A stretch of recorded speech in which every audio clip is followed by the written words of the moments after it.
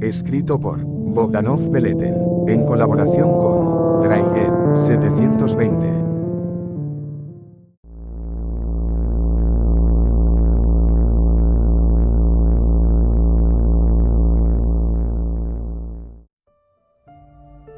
El incidente del Tether.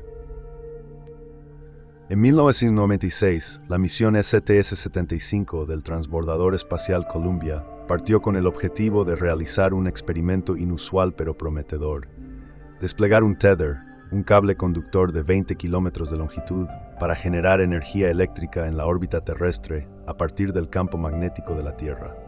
La NASA consideraba esta misión una oportunidad para demostrar cómo la energía podía ser recolectada y almacenada en el espacio sin necesidad de combustible adicional.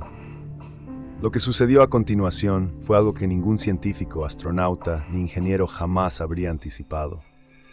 La misión comenzó el 22 de febrero de 1996, con los astronautas a bordo confiando en los resultados esperados. Sin embargo, ya desde el principio, algunos de los tripulantes notaron detalles extraños. El espacio siempre ha sido oscuro, pero esta vez parecía más opresivo. Los astronautas lo describían como más denso, como si las sombras del cosmos fueran más pesadas y cercanas. No le dieron mayor importancia, lo atribuyeron a la presión de la misión. El 25 de febrero llegó el momento crítico: desplegar el tether. Todo iba según lo previsto, y el cable se extendía lentamente, flotando fuera del transbordador, brillando con el reflejo de la luz solar. Para los ingenieros en tierra y los astronautas en el espacio, parecía el despliegue perfecto, hasta que no lo fue. Cuando el tether alcanzó casi 20 kilómetros de longitud, ocurrió lo inesperado: el cable se rompió. Según la explicación oficial, una sobrecarga eléctrica generada por la fricción con el campo magnético terrestre había causado que el tether fallara. Pero los astronautas que presenciaron el incidente no lo vieron así. Sentimos una tensión diferente, casi como si algo estuviera tirando del otro extremo del tether, relató uno de los astronautas muchos años después, en un testimonio no oficial. Era como si algo allá afuera quisiera arrebatárnoslo. Lo que sucedió después no puede explicarse con simples términos técnicos. Las cámaras del Columbia que seguían al tether roto comenzaron a captar pequeñas luces flotando alrededor del cable suelto. Al principio solo eran algunos puntos brillantes, como partículas de hielo reflejando la luz solar, algo normal en el espacio. Pero pronto las luces comenzaron a multiplicarse. Decenas de esas esferas luminosas empezaron a rodear el tether como si lo inspeccionaran. El control de la misión en Houston intentó calmar a la tripulación. «Son partículas de hielo», repetían los científicos desde la Tierra, pero los astronautas no lo creían. Las luces no flotaban al azar, se movían con una coordinación inquietante, como si estuvieran comunicándose entre sí. «Las luces se acercaban cada vez más», explicó el comandante. Tenían un propósito, no se movían como objetos inertes. Había una inteligencia detrás de esos movimientos. Lo más extraño comenzó cuando el tether roto empezó a emitir una vibración ligera. Aunque ya no estaba conectado a la nave, parecía que algo lo estaba activando. Comenzaba a brillar de nuevo, emitiendo pulsaciones de luz rítmicas, como si estuviera respondiendo a las esferas de luz que lo rodeaban. En ese punto, las comunicaciones con la Tierra comenzaron a fallar. Las transmisiones de radio entre el transbordador y Houston se volvían cada vez más intermitentes, llenas de un extraño zumbido que ninguno de los ingenieros en tierra podía identificar. El comandante de la misión informó que entre el ruido, todos los astronautas escucharon algo perturbador: voces. Susurros lejanos, fragmentados, como si alguien estuviera tratando de comunicarse con ellos a través de la estática. Las voces no eran humanas, o al menos no del todo. Era como si estuvieran hablando desde el otro lado de una pared infinita, describió el piloto. A medida que las luces rodeaban el tether, el zumbido en las radios se intensificó. Las voces se volvieron más claras, aunque las palabras eran incomprensibles. Fragmentos de frases como si estuvieran a punto de descifrarse, pero siempre fuera de alcance. No sabíamos lo que decían, contó uno de los astronautas en su testimonio filtrado. Pero todos sentimos lo mismo, nos estaban llamando. Con las luces ahora más cerca que nunca, rodeando el tether como un enjambre brillante, Un astronauta fue enviado al compartimento de carga para revisar los sistemas. Era un procedimiento estándar. Sin embargo, minutos después de que entró en el compartimento, sus compañeros lo perdieron de vista. Al no obtener respuesta, 2 astronautas fueron a buscarlo.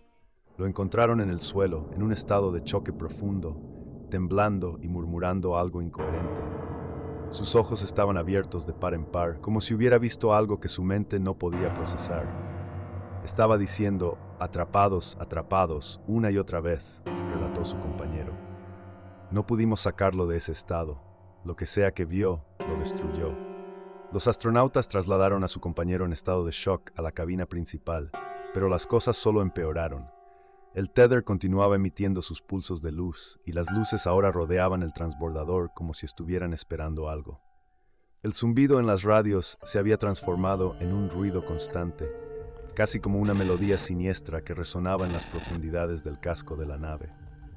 Fue entonces cuando comenzaron los golpes. A medianoche, los astronautas escucharon una serie de golpes fuertes y rítmicos en el casco del transbordador. Al principio pensaron que era algún escombro espacial golpeando la nave, algo común en el espacio. Pero los golpes seguían un patrón. 3 golpes rápidos, luego un silencio y luego otros 3. No había escombros espaciales que siguieran ese tipo de ritmo. Las esferas de luz seguían acercándose. Uno de los astronautas sugirió apagar todas las luces internas del transbordador para ver si las esferas se alejaban. Pero eso solo empeoró las cosas.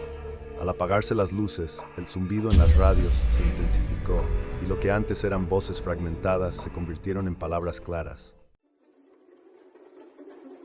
Abrir, abrir, abrir la puerta. Un astronauta, totalmente consumido por el miedo y el caos que reinaba, se levantó de su asiento y caminó hacia la esclusa de aire. Los demás lo siguieron, gritando, pidiéndole que se detuviera, pero parecía estar en trance, como si las voces lo estuvieran llamando directamente. Lo último que los otros astronautas vieron fue la puerta de la esclusa comenzando a abrirse. Días después, el Columbia regresó a la Tierra.